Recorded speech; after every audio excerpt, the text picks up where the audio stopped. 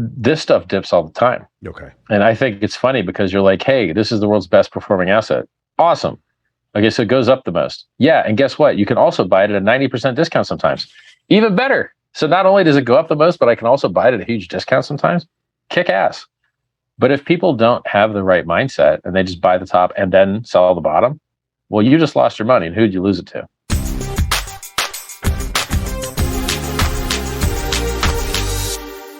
Ethereum 2, which is now just called Ethereum, funny enough. So post-merge Ethereum that is proof of stake, is designed to support millions of validators.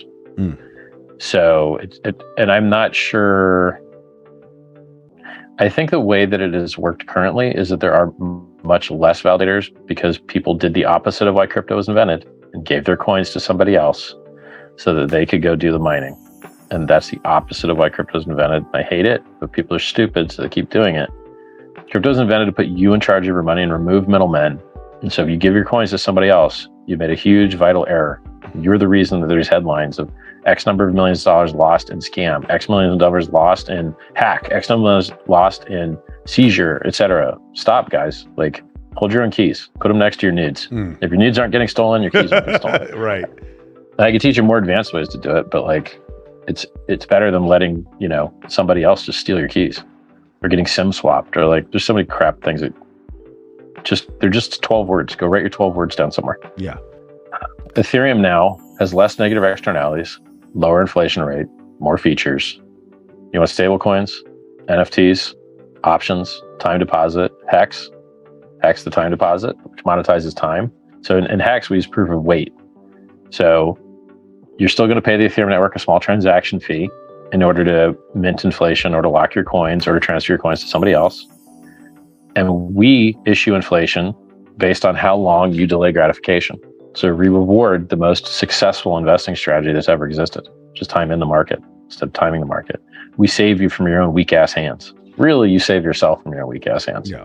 How many guys would have been so much more rich in Bitcoin had they held through the 10, 100, 1,000, 10,000x?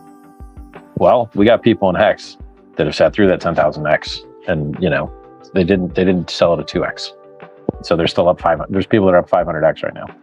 But before staking, I mean, like you could be up with their staking interest. You could be up, 1,000x right now. Yeah, there's a limited number of transactions that can go through a day, and so you're outbidding other people for that space basically, because you can't make it free. Otherwise, there's infinite demand for free resources. So anything you make free, literally people will just take it all, and then you won't have it anymore. Break.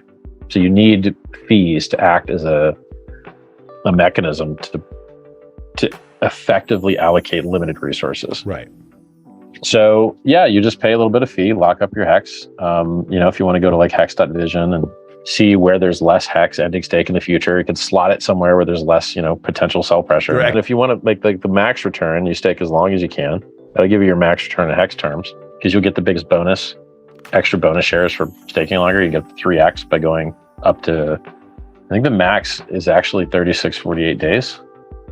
It's been a long time since I quoted the max bonus, but the problem is if you have to recycle at the end of the max, the share price is going to be so much higher that you're going to have much less return after that period. So a lot of people just go the 15 years, the 5, 5, 5, 5.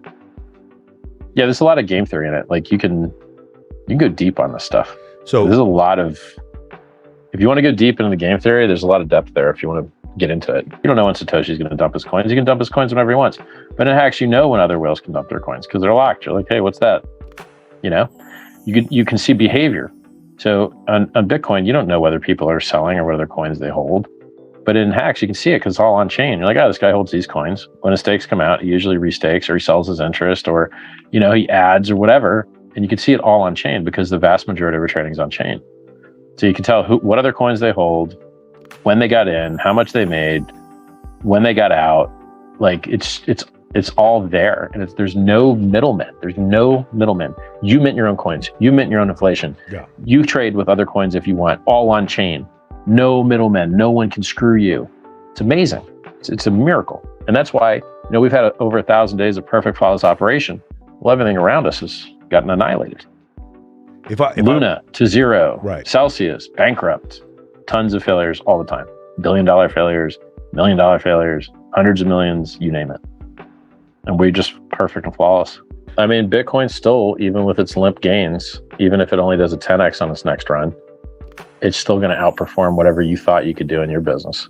You're not like, yo, you worked hard, great, you're paying income tax at the maximum possible rate. Yeah, but like if you have crypto and you hold it for over a year in the States, that's capital gains. And in Germany, it's 0%. And in some other countries, it's 0% per tax. You know, in Singapore, there's no cap gains tax. In Luxembourg, there's no tax gains. It's either Luxembourg or Belgium, I don't remember which, they have no cap gains tax. And you're just like, yeah, you'd rather pay no tax than tax. But if you work for a living, you're paying the maximum tax. Sucks. Oh, and by the way, you bought shares in something? Is there liquidity? How much of a haircut are you going to take trying to sell those, and how long are you going to wait? Right. So like having liquidity, having preferable tax treatment, and having the best performing asset that's ever existed. What do you want? What's left? I mean, it's a miracle, really. And it won't always exist. Once the whole world is on-ramped to crypto, they won't need on-ramped again, and you won't be able to get mad gains again because they'll already be in. You know, you have a lot less gains now in Bitcoin than you did earlier, because it's been around for so long. It's too heavy. This stuff dips all the time. Okay. And I think it's funny because you're like, hey, this is the world's best performing asset. Awesome. Okay, so it goes up the most. Yeah, and guess what? You can also buy it at a 90% discount sometimes. Even better. So not only does it go up the most, but I can also buy it at a huge discount sometimes. Kick ass.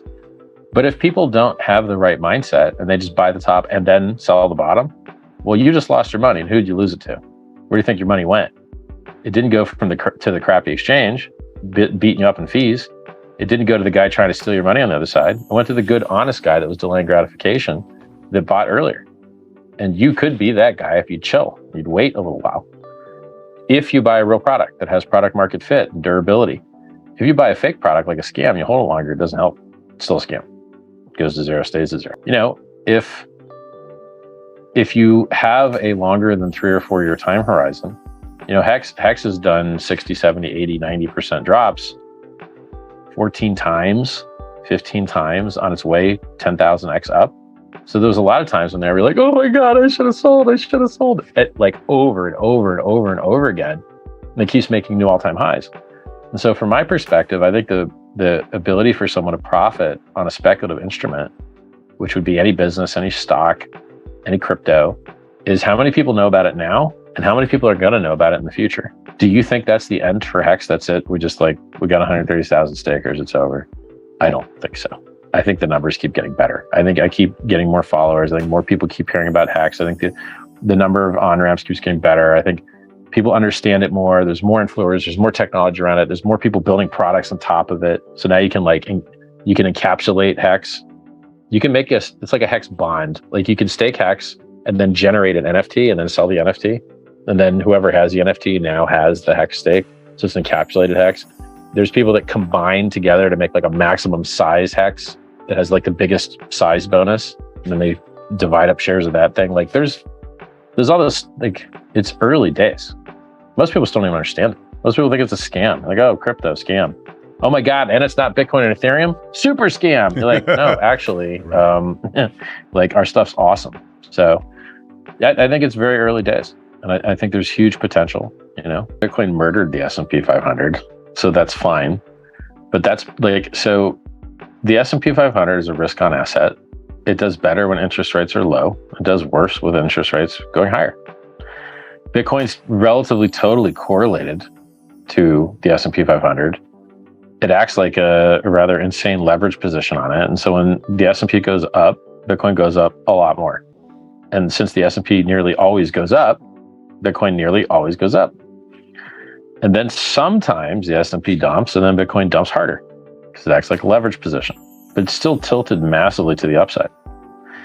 And then as far as the redistribution of wealth goes, that doesn't make any sense at all because to get in, you have to have money.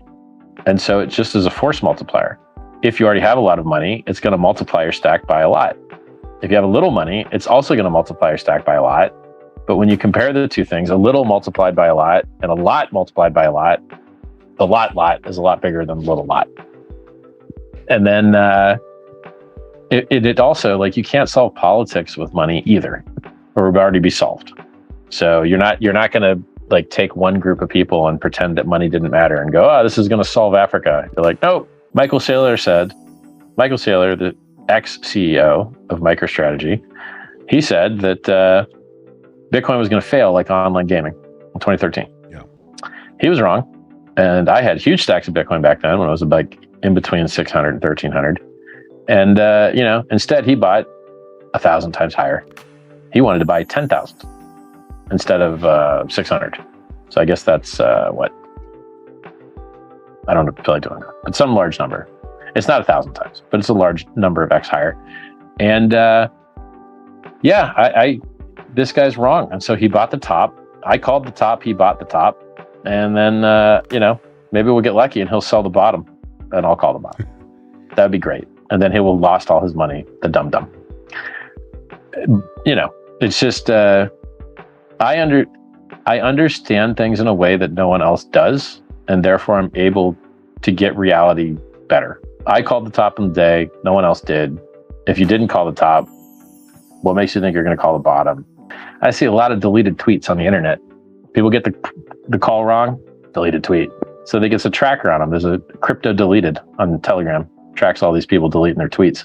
You go there and see all the scumbags deleting all their Luna tweets, all their Bitcoin 100K tweets, all their I got my mom to buy it 60K tweets. You're like, yeah, we remember. I'm trying to expand into the young, independent woman demographic. Okay. Do you want to talk about this it's now? It's much easier to do that on Insta than it is on Twitter. It is. Because it's all dudes on Twitter. Not a lot of bikini models. Right.